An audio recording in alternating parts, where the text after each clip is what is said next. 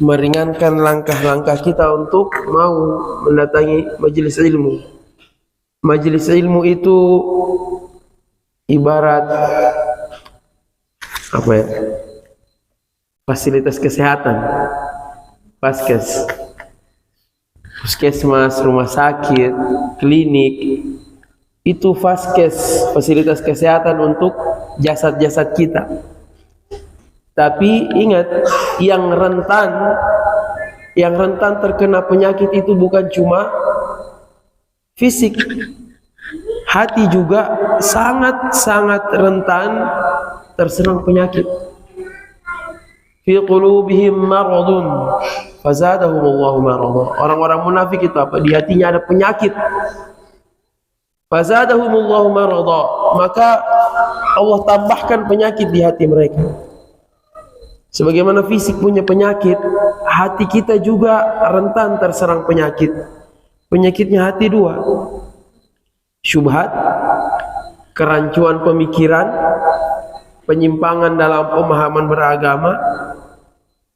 Penyakit hati yang kedua apa? Syahwat, hawa nafsu,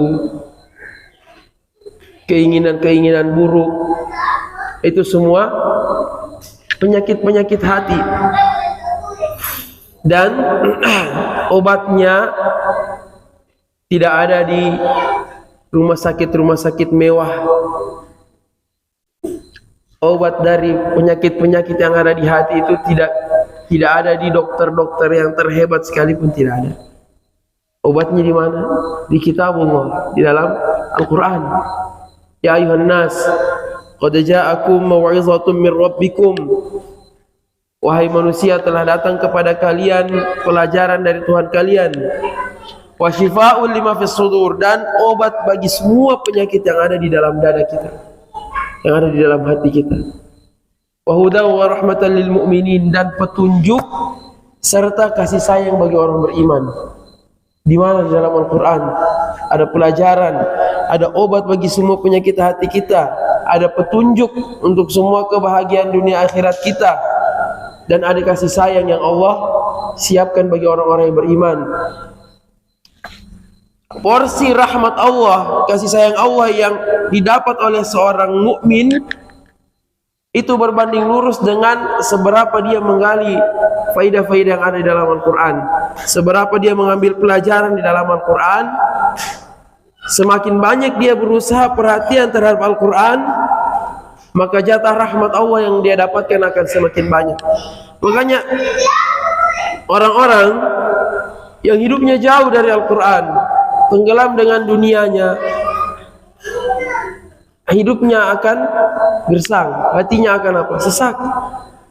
Walaupun dia terkadang kita lihat dari sisi keduniaan biasa, semuanya baik-baik saja, tapi di dalam hati terkadang ada kegelisahan, ada kegundahan. Semua obatnya dalam Al-Quran. Kapan? Bukan cuma sekedar dibaca, dipahami, kemudian berusaha diterapkan. Saat itu kita bisa mengambil pengobatan dari Al-Quran. Maka anugerah Allah Subhanahu wa taala ketika kita bisa merasakan nikmatnya bermajelis, yang di situ kita membaca ayat-ayat Allah, kita membahas tafsirnya. Dengan itu kita berharap Allah menyembuhkan penyakit yang ada di dada-dada kita. Karena kita semua rentan terkena penyakit. Kalau tidak selamat dari fitnah syubhat, kerancuan dalam pemikiran, fitnah syahwat, godaan dunia, syahwat dunia yang membuat kita terkadang lalai dari mengingat Allah Subhanahu wa taala. Dan bahayanya penyakit hati, dampaknya itu tidak hanya di dunia. Penyakit fisik kita, selesai dunia, selesai penyakit kita. Orang yang membawa penyakit kanker, orang yang membawa penyakit gagal ginjal misalnya, orang yang membawa penyakit jantung, selesai dia di dunia ini, selesai penderitaannya. Tapi orang yang membawa penyakit hati, di dunia dia merana, di dunia dia mungkin anak-anak bisa dikondisikan dulu. Ya. Di dunia dia merana dampak dari kemaksiatannya kepada Allah, penyakit yang ada di hatinya. Di akhirat pun dia akan pertanggungjawabkan itu semua. Lau yauma la yanfa'u malun wala banun, hari di mana tidak bermanfaat lagi harta dan anak-anak. Illa man atallaha biqalbin salim, kecuali orang yang datang berjumpa dengan Allah membawa hati yang sehat, hati yang selamat. Dia tidak membawa penyakit di hatinya ketika dia berjumpa kepada Allah Subhanahu wa taala. Dan sekali lagi obatnya di mana? Di dalam Al-Qur'an. Dan kita masih di surah Abasa. Kalau kita renungkan surah-surah di juz 28, 29, 30, itu mayoritasnya membahas tentang akhirat, memotivasi kita untuk mengejar akhirat, pengukuhan terhadap iman kita kepada hari akhir. Karena ayat-ayat surah-surah Makki, surah-surah di juz 28, 29, 30 itu kebanyakan Makkiyah. Makkiyah itu turun sebelum Nabi hijrah. Di situ Islam baru mulai tumbuh, keimanan baru mau ditancapkan dengan kuat di dada-dada para sahabat. Makanya ayat-ayatnya menyinggung hari kiamat, kenapa kita harus beramal, kebesaran Allah Subhanahu wa taala. Supaya apa? Kita tahu kenapa kita harus beramal. Kita termotivasi untuk beramal soleh. Baru setelah itu turun syariat. Perintah puasa turunnya di Mekah, di Madinah. Perintah haji, perintah zakat, semuanya turun di Madinah. Setelah landasan iman itu kokoh di hati para sahabat Nabi SAW. Kita lanjutkan dari firman Allah Subhanahu wa taala, "Qutilal insanu ma akfarah." Alangkah betapa celakanya manusia, alangkah ingkarnya mereka. Artinya manusia itu luar biasa pengingkarannya kepada Allah. Berani membangkang bermaksiat kepada Allah Subhanahu wa taala. Alangkah celakanya dia, alangkah ingkarnya dia kepada Allah Subhanahu wa taala. Dan itulah manusia, belancang, berani kepada Allah Subhanahu wa taala. Berapa puluh ribu karyawan misalnya di perusahaan ini, hanya berapa persen yang sholat? Kalau helm merahnya, helm putihnya yang suruh, taat dia. Tapi coba Allah yang suruh. Ketika Allah perintahkan sholat, azan berkumandang, berapa orang saja yang datang ke masjid? Qutilal insan, alangkah celaka manusia, betapa ingkarnya mereka kalau kepada Allah Subhanahu wa taala. Padahal siapa manusia ini? Apa kekuatannya? Wa huwa ma huwa, padahal manusia itu siapa? Apa yang mereka mau banggakan? Apa yang mereka mau andalkan sehingga mereka berani membangkang kepada Allah Subhanahu wa taala? Huwa min adhafil asya'i khalaqahu Allah, padahal dia itu selemah-lemahnya makhluk yang Allah ciptakan.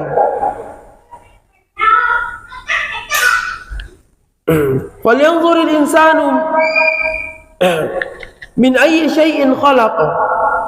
Dari apakah Allah ciptakan dia?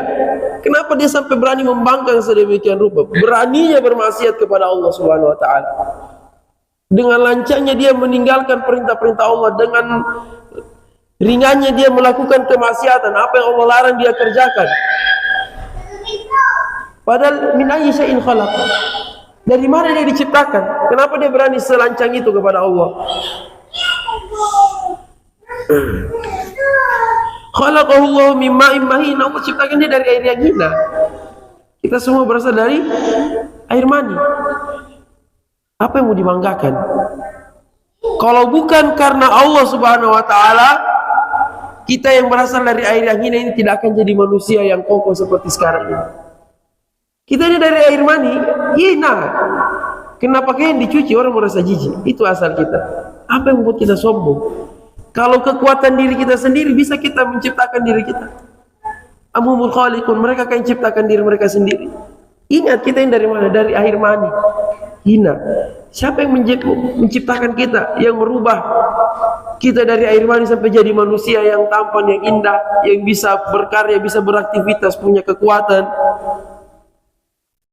Summa qaddara khalqahu wa sawwahu basyaran sawiyya. Dari air mani ini kita butuh diciptakan oleh Allah, kita butuh diberikan kekuatan, kita butuh tulang-tulang kita ini dikuatkan oleh Allah sampai kita bisa jadi manusia yang kokoh seperti ini. Summa sabila yassara. Kemudian kita hidup, kita sudah jadi manusia di dalam perut ibu kita. Dari air mani sampai jadi bayi yang ada di dalam perut itu semua butuh pertolongan Allah. Kemudian untuk bisa keluar dari perut ibu kita, kita tidak bisa keluar kalau bukan Allah yang mudahkan. Siapa yang putar bayi yang tadinya kepalanya di atas ketika menjelang hari kelahiran kepalanya menghadap ke bawah? Kita yang putar diri kita sendiri, ibu kita yang tidak, Allah Subhanahu wa taala. Summa sabila yassara. Kemudian jalannya Allah mudahkan. Sebagian ulama menafsirkan apa jalannya keluar dari perut ibunya Allah mudahkan. Kalau bukan Allah yang mudahkan, tidak keluar dia dari perut ibunya dengan selamat. Betapa banyak bayi yang keluar apa? Sudah wafat.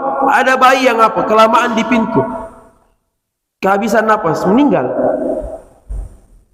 Siapa yang mudahkan kita bisa keluar dari perut ibu kita? Setelah kita dari air mani, jadi bayi, kemudian bisa keluar dengan mudah dari perut ibu kita. Siapa yang mudahkan? Allah Subhanahu wa taala. Ulama lain menafsirkan apa? Jalannya Allah mudahkan, yakni jalan dia untuk meraih semua kemaslahatan hidupnya Allah mudahkan. Allah mudahkan yang Allah takdirkan jadi pengusaha, Allah mudahkan dia meraih menempuh jalan-jalannya. Yang Allah takdirkan mata pencahariannya dari perusahaan, Allah mudahkan dia bisa diterima di perusahaan. Semuanya Allah mudahkan. Yang petani Allah mudahkan dia bisa bercocok tanam dengan baik. Yang beternak Allah mudahkan dia bisa beternak dengan baik, sehingga dari situ mereka semua bisa mendapatkan penghasilannya, bisa menjalani hidupnya, bisa mempertahankan keberlangsungan hidupnya. Yang nelayan Allah mudahkan, laut itu tidak musim ombak sepanjang tahun, ada musimnya, sehingga dia punya waktu untuk mencari nafkah di lautan. Semua yang kita butuhkan di dalam hidup kita Allah sudah mudahkan. Kita butuh air, Allah turunkan hujan, yang kemudian dengan itu Allah tumbuhkan tanam-tanaman. Summa sabila yassara. Semua jalan yang dia perlu tempuh untuk menjaga keberlangsungan hidupnya Allah mudahkan. Kemudian setelah itu apa? Summa amatahu fa aqbarah. Kemudian setelah itu Allah wafatkan dia, Allah matikan dia, kemudian Allah kuburkan dia. Di sini ada pelajaran yang perlu kita renungkan.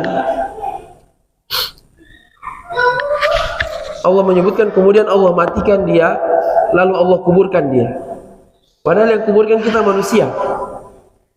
Yang kuburkan kita siapa? Orang-orang. Tapi Allah mengatakan Allah yang menguburkan. Kenapa? Karena hakikatnya wallahu khalaqakum wa ma taf'alun. Allah yang ciptakan kalian dan apa yang kalian perbuat. Manusia menguburkan kita karena Allah yang takdirkan, Allah yang beri kekuatan, Allah yang mudahkan manusia menguburkan kita. Maka hakikatnya Allah yang menguburkan kita.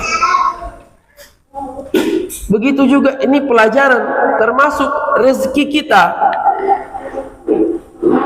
Yang memberi rezeki kita bukan bos kita, bukan perusahaan kita. Allah yang memberi kita rezeki. Melalui apa? Perusahaan. Makanya kita menghamba kepada Allah Subhanahu wa taala. Yang kita gantungkan harapan kita kepada Allah, bukan kepada bos. Bos kita jalan, Allah memberi rezeki kepada kita. Sebagaimana orang-orang yang memakamkan kita, seperti itulah perantara Allah menguburkan kita. Di balik itu semua ada takdir dan ketetapan Allah Subhanahu wa taala. Dan pelajarannya dari sini apa? Allah mematikan kita, tapi apa? Allah tidak biarkan kita setelah mati sama seperti hewan, bangkainya mengering di atas permukaan bumi, tidak. Allah muliakan manusia. Dia mati dibedakan dengan makhluk-makhluk Allah yang lain. Dia dimakamkan, dibenamkan di dalam tanah. Jasadnya tidak dimangsa oleh hewan buas, tidak hina, tidak dihinakan. Tidak seperti hewan mati dibiarkan begitu saja. Allah muliakan manusia, dia dimakamkan, dikubur. Summa idza syaa ansyara, dan nanti ketika Allah kehendaki, Allah bangkitkan dia. Maksudnya apa? Allah ingin kita merenungkan. Perhatikan perjalanan hidup kita, mulai dari kita masih berupa setetes air mani sampai kita jadi orang yang besar, orang yang punya kuasa, yang punya daya, punya aset, punya segalanya, punya pekerjaan, sampai kita menua, sampai kita wafat, sampai kita mati, sampai kita dimakamkan. Sepanjang perjalanan hidup kita, kita butuh pertolongan Allah Subhanahu wa taala. Kita butuh kepada Allah Subhanahu wa taala untuk melalui semua tahapan hidup kita.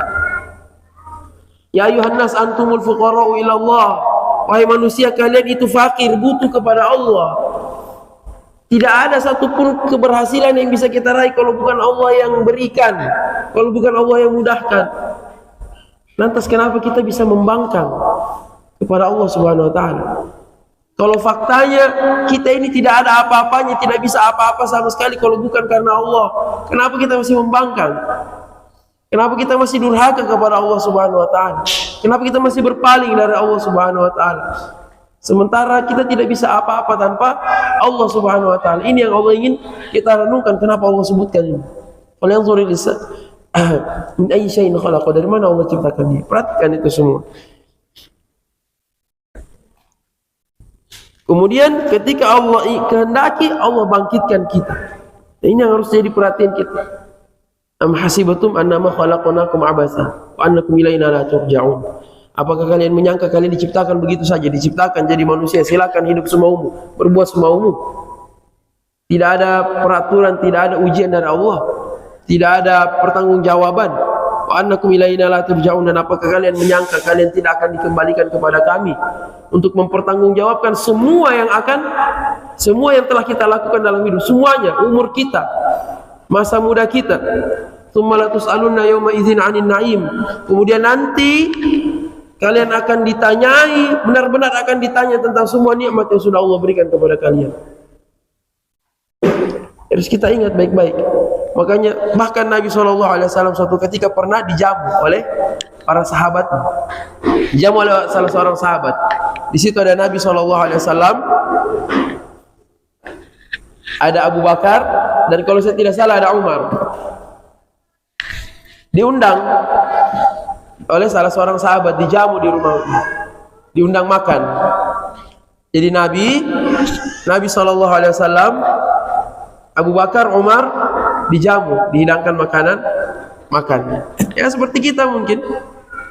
Abu Syafiq kan pernah datang dari sini, ada ikan bakar, datang, makan kita. Setelah Nabi SAW menyantap makanan tersebut, Nabi membaca ayat Allah, "Tsumma la tus'alunna yawma idzin 'anil na'im." Kemudian nanti kalian benar-benar akan ditanya tentang semua nikmat Allah, termasuk traktiran yang kita dapatkan. Allah akan tanya, sudahkah kita syukuri atau tidak? Sudahkah dengan sebab itu kita makin bertakwa kepada Allah atau tidak?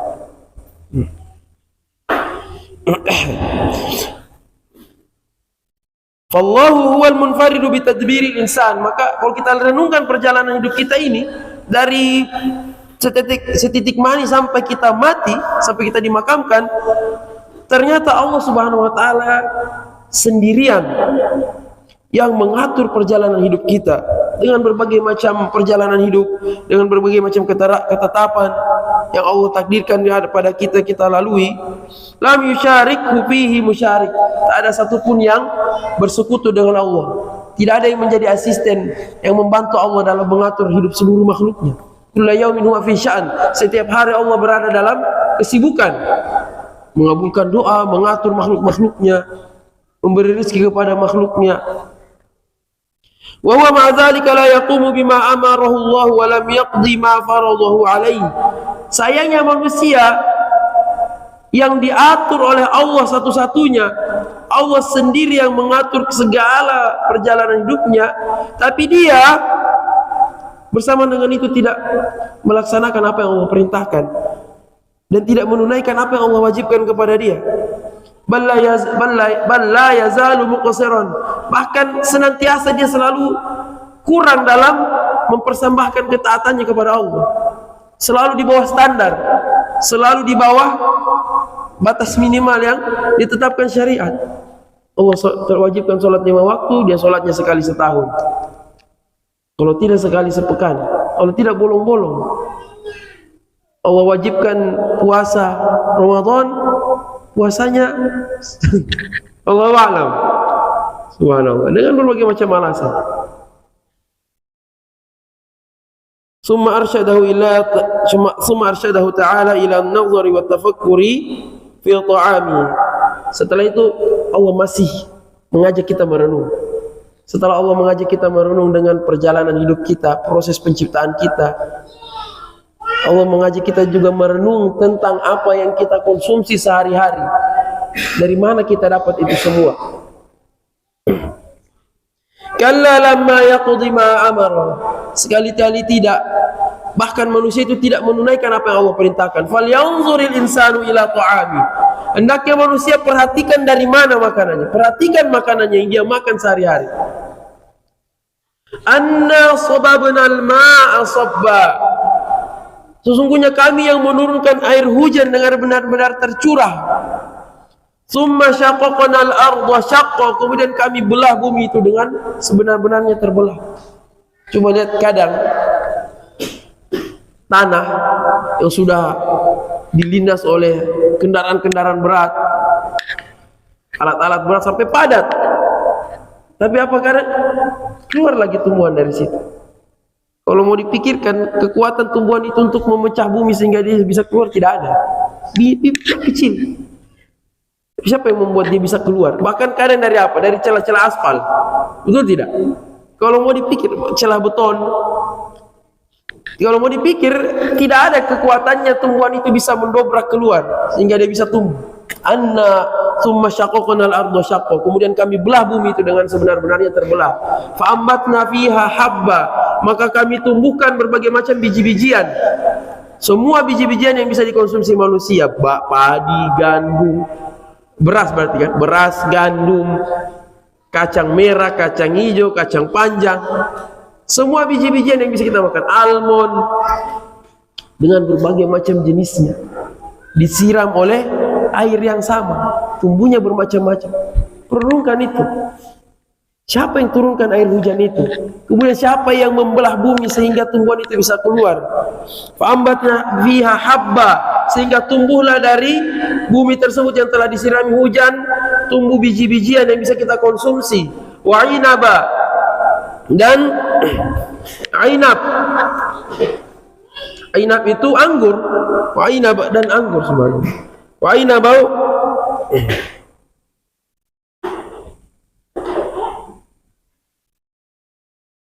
wa inaba wa qadba, dan tumbuhlah biji-bijian, anggur, wa qadba, sayur-sayuran,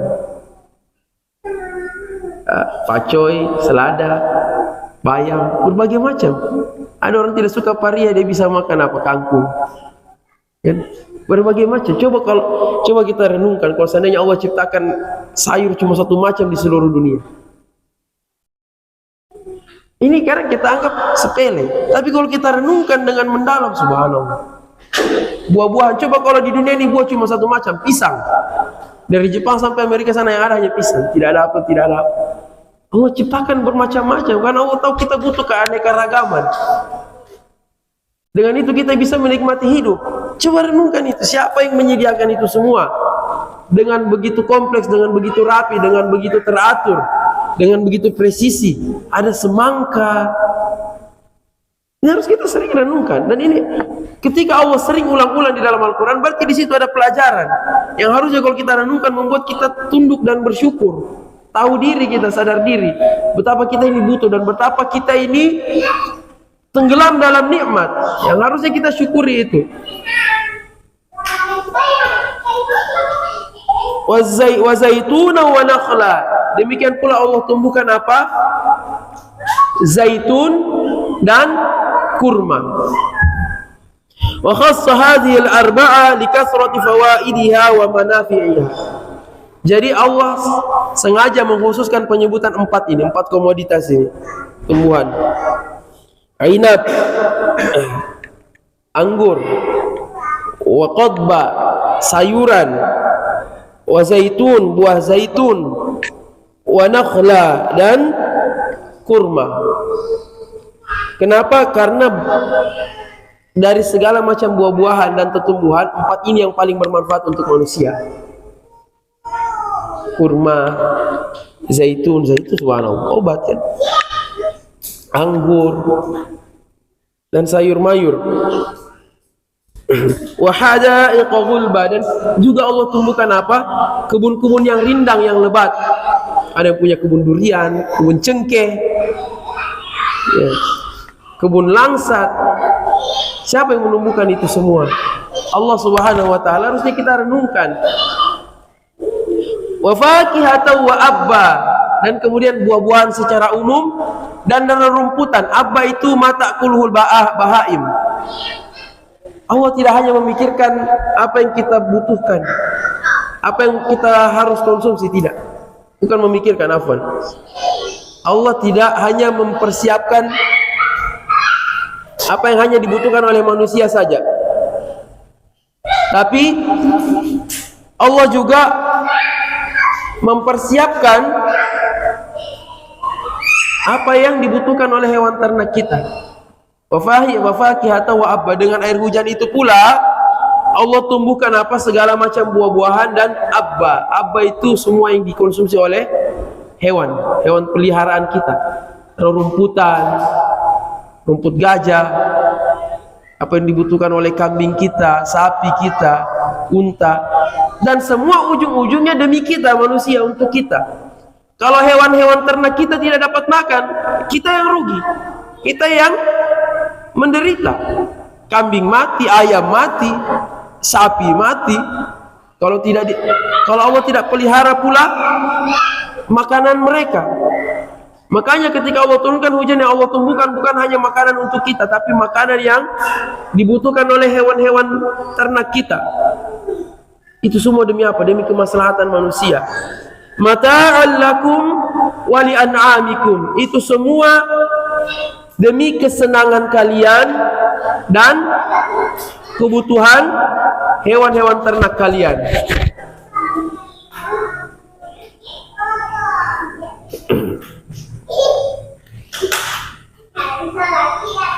Allati khalaqaha Allahu wa sakhkharaha lakum. Faman nazara fi hadhihi ni'ami aujaba lahu dzalika syukra rabbih. Maka harusnya orang yang merenungkan ini dengan benar. Ketika dia merenungkan itu, harusnya dia sadar dia wajib bersyukur kepada Allah Subhanahu wa taala. Jadi ini semua Allah sebutkan untuk memotivasi kita untuk beramal. Pertama, Allah ingatkan kita tentang siapa kita ini manusia. Kita ini lemah, tidak punya daya apa-apa kalau bukan Allah Subhanahu wa taala. Artinya apa? Kita sangat butuh kepada Allah. Apa yang membuat kita membangkang? Apa yang membuat kita berani bermaksiat, berani melanggar? Di samping itu sudah kita lemah, perjalanan hidup kita butuh untuk ditopang oleh Allah Subhanahu wa taala. Setelah itu, sepanjang hidup kita dijamin dengan berbagai macam kenikmatan oleh Allah Subhanahu wa taala.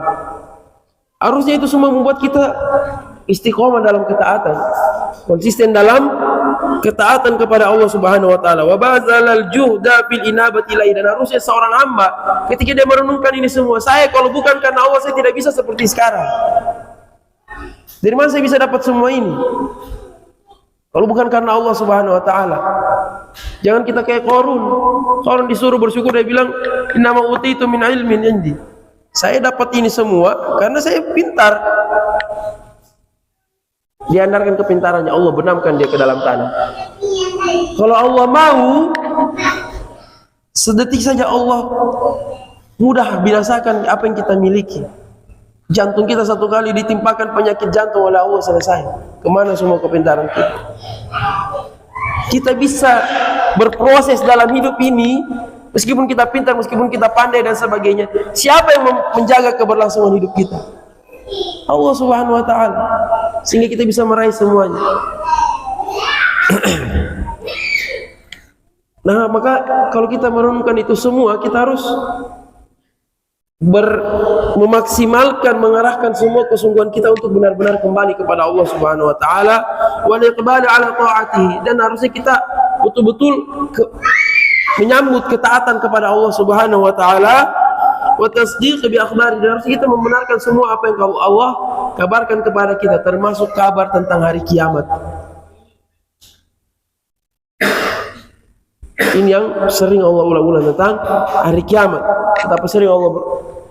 Betapa sering Nabi SAW memotivasi kita untuk beramal dengan apa? Man kana yu'minu billahi wal yawmil akhir. Barang siapa yang beriman kepada Allah dan hari akhir. Diingatkan terus, iman kepada Allah, iman kepada hari akhir. Artinya apa? Kita pasti akan menghadapi hari kiamat. Kalau mau selamat di sana, perhatikan baik-baik amalan kita. Falyukrim jarahu, hendaknya dia muliakan tetangganya. Falyukrim dhaifahu, hendaknya dia muliakan tamunya. Artinya apa? Kalau kita tidak muliakan tamu kita, celaka kita di akhirat. Diingatkan tentang hari akhirat. Semua yang kita lakukan di dunia ini akan ada pertanggungjawabannya di akhirat kelak. Fa iza ja'atis sakhah, maka ketika sudah datang as-sakhah, as-sakhah itu dentuman, suara yang sangat mengerikan, itulah hari kiamat. Iza ja'at sayhatul qiyamah, ketika datang dentuman hari kiamat. Petir yang menggelegar saja sudah bikin nyali hati kita ciut. Bagaimana lagi dentuman hari kiamat yang kedahsyatannya luar biasa. Saking ngerinya kehancuran di hari kiamat, gunung-gunung itu terbang seperti bulu-bulu. Bulu yang ditiup seperti itu. Bagaimana bisa kita bayangkan? Tidak bisa. Gunung terbang, saking hancurnya hari kiamat. Saking syoknya manusia waktu itu, anak kecil langsung beruban. Semua ibu yang hamil langsung keguguran, saking ketakutannya.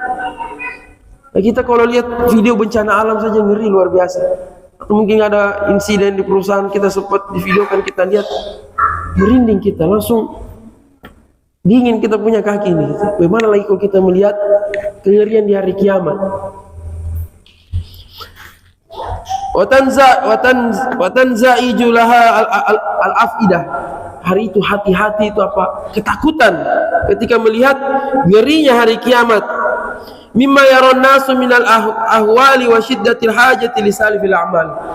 Di saat manusia melihat kengerian yang luar biasa, kengerian di hari kiamat, dan saat itu manusia sadar mereka betul-betul butuh dengan amal-amal soleh yang harusnya dikerjakan di dunia. Allah masih sayang kepada kita. Kita masih mendengar peringatan Allah Subhanahu wa taala.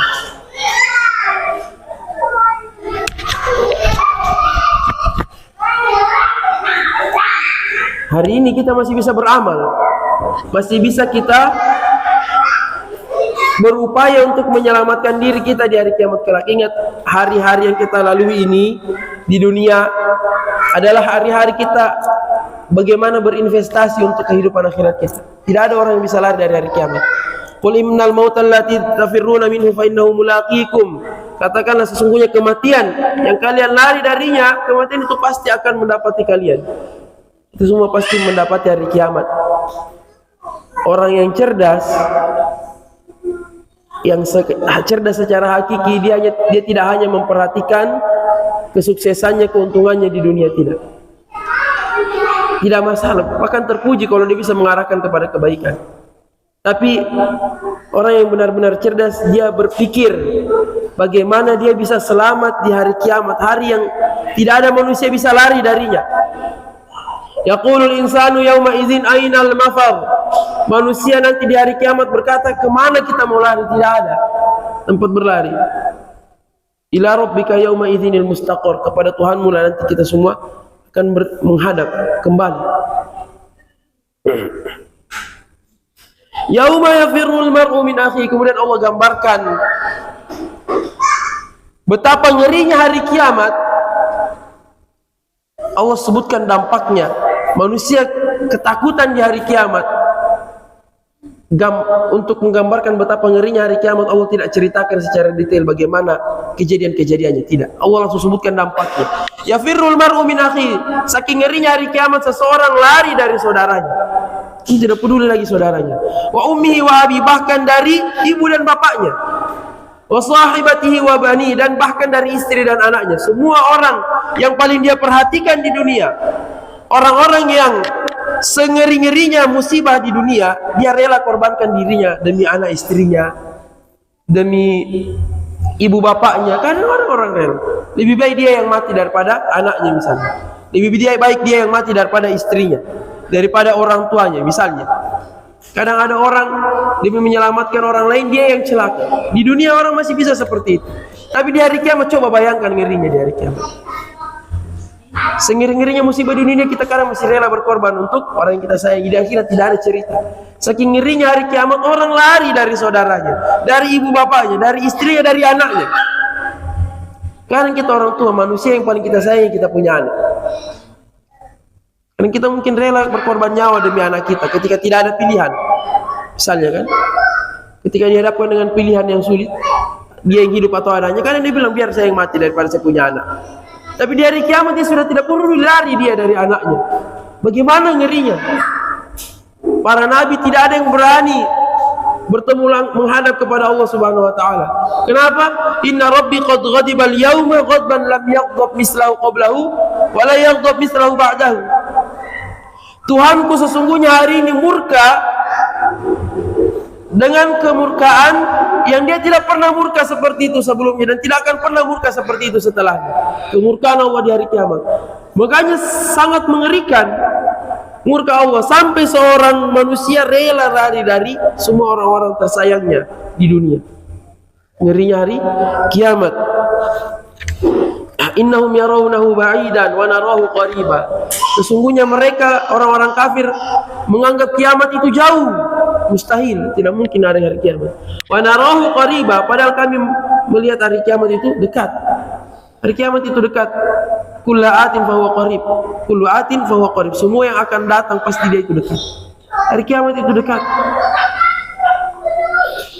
Yauma takunu as-sama'u kalmuhul, hari di mana langit itu seperti lelehan tembaga, hancur. Bagaimana? Bisa kita bayangkan. Wa takunul jibalu kal'ahin, gunung-gunung itu seperti bulu yang berterbangan. La yas'alu hamimun hamima, sahabat dekat tidak akan menanyakan sahabatnya. Ada dua orang saling bersahabat, saling sayang menyayangi dia. Di dunia kadang kita tidak tenang kalau sahabat kita kena masalah atau sebagainya. Di akhirat orang tidak akan bertanya lagi tentang sahabatnya, tidak peduli. Yubassarunahum, padahal Allah jadikan mereka itu bisa saling melihat satu sama lain, orang tidak peduli sahabat.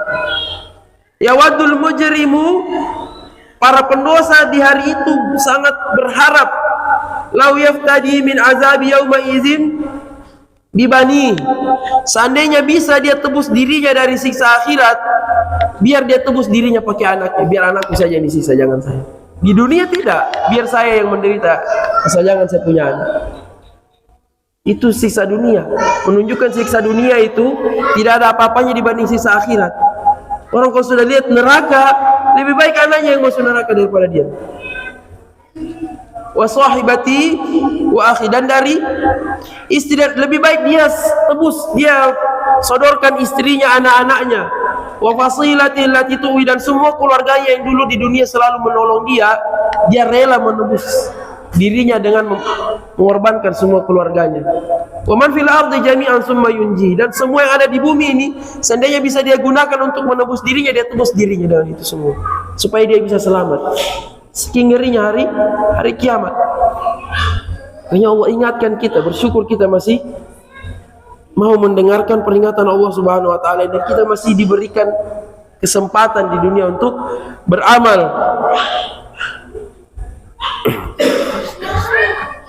Wujuhu yawma idzin musfirah dhahikatun mustabshirah, maka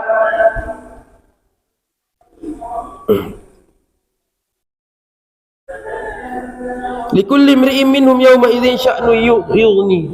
Di hari kiamat nanti setiap orang punya kesibukan yang membuat dia tidak peduli sama orang lain. Apa? Semua orang menanti persidangan di hadapan Allah Subhanahu wa taala. Ay qad asqalathu nafsuhu, semua orang sibuk dengan dirinya sendiri.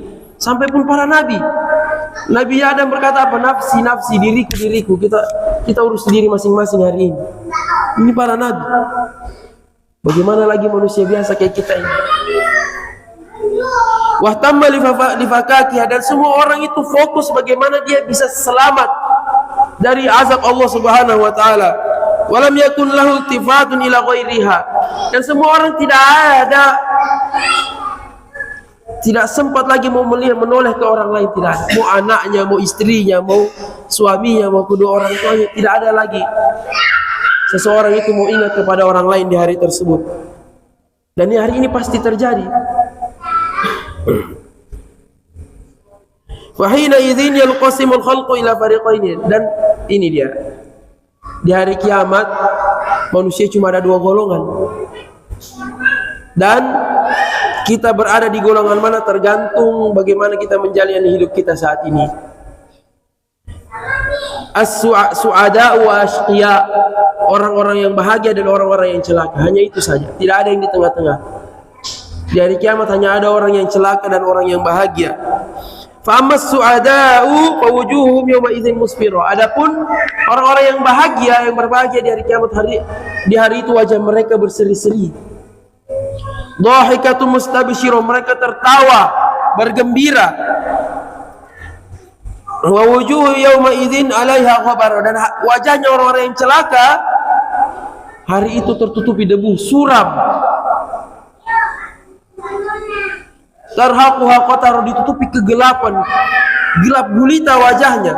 Yauma tabayyaddu wujuhun wa taswaddu wujuh, hari di mana ada wajah-wajah yang hitam dan ada wajah-wajah yang putih berseri.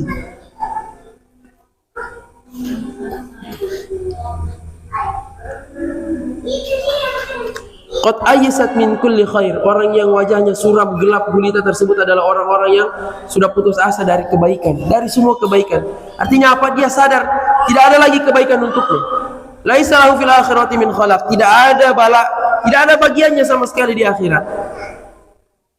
Tidak ada lagi peluang untuk mendapatkan kesenangan, bahkan istirahat dari siksa sedetik pun tidak ada.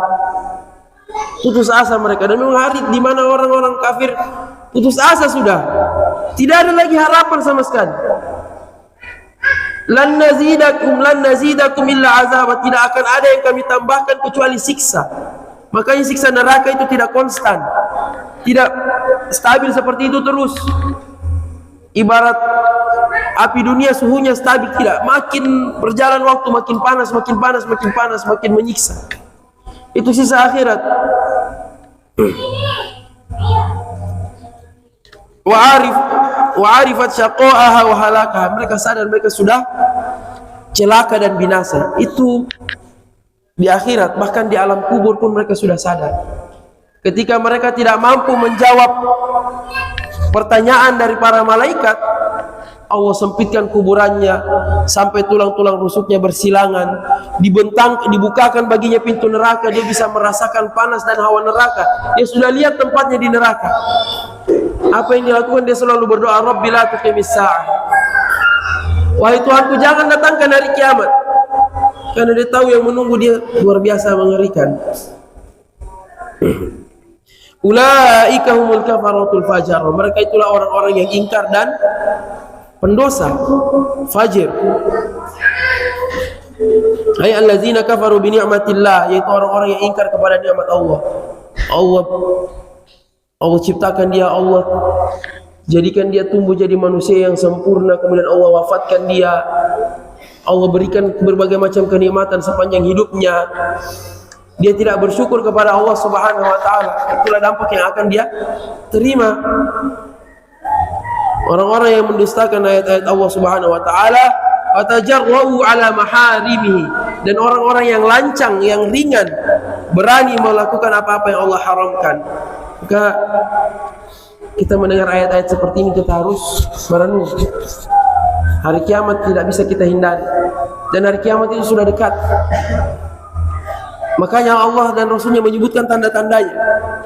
Coba kita melakukan suatu perjalanan, misalnya kita menuju ke suatu daerah yang belum pernah kita datangi sebelumnya, tapi kita menuju ke sana, kita melihat rambu-rambunya.